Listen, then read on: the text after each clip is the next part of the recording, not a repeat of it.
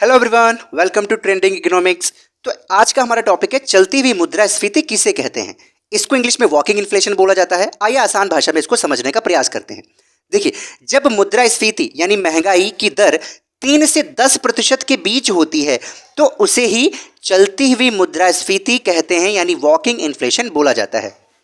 अब देखिए दूसरा पॉइंट, चलती हुई मुद्रास्फीति भारत जैसे विकासशील देशों के लिए अच्छी मानी जाती है।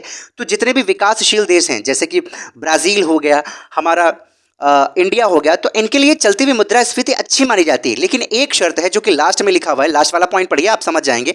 किंतु दीर्घ अवधि तक चलती हुई मुद्रास्फीति को दौड़ती हुई मुद्रास्फीति या कूदती हुई मुद्रास्फीति के खतरे के संकेत के रूप में देखा जाता है। इसका साफ साफ मतलब है कि इस साल चलती हुई मुद्रास्फीति यानी 3 से 10% मान लीजिए भारत की चलती हुई मुद्रास्फीति बढ़ी, अगले साल भी बढ़ी, फिर बढ़ी, हर साल बढ़ रही है, तो ये बहुत ही घातक हो सकती है।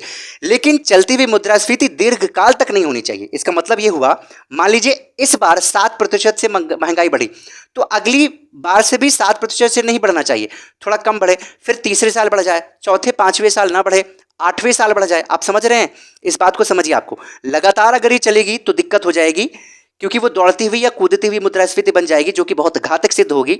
लेकिन फिर भी चलती हुई मुद्रास्फीति जितने भी विकासशील देश हैं उनके लिए अच्छी मानी जाती है। आई होप आप समझ गए होंगे चलती हुई मुद्रास्फीति या वॉकिंग इन्फ्लेशन किसे कहते हैं।